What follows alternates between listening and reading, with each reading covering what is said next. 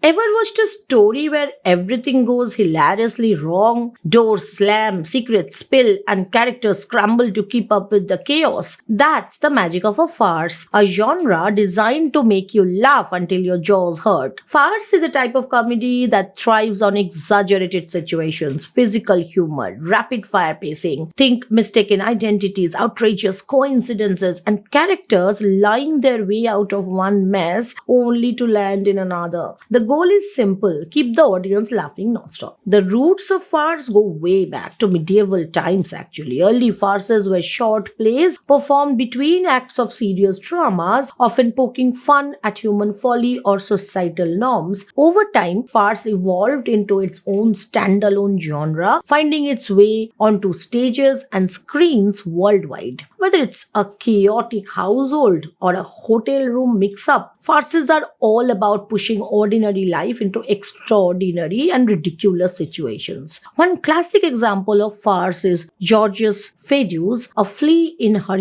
Ear. This French play is a whirlwind of confusion. A jealous wife suspects her husband of cheating, so she sets a trap to catch him. But instead, an identical look-alike shows up, leading to endless misunderstandings. Doors slam, people hide under beds, and everyone runs around trying to figure out who is who. It's fast-paced, over the top, and utterly hilarious. Another iconic farce is Michael Frayn's Noises Off, a play within a play. Actors rehearsing a slapstick farce descend into chaos both on stage and off stage, with props going missing, lines being forgotten, and relationships falling apart behind the scenes. But here is the thing: farce isn't just about silly antics, it's also about timing and tension. The best farces build momentum as complications pile up, keeping the audience guessing how things will ever get resolved. Physical comedy plays a huge role too. Slapstick moments like slipping on banana peels or tumbling downstairs amplify the absurdity, making the humor larger than life. In literature and theatre, farce often relies on clever wordplay and escalating misunderstandings. Characters misinterpret each other constantly, leading to more trouble. For instance, in Shakespeare's The Comedy of Errors, two sets of identical twins cause chaos in a small town as everyone struggles to tell them apart. So, why do we love farce so much? Because it lets us escape reality while exaggerating it. Life is messy, sure, but farce turns that messiness into something we can laugh about.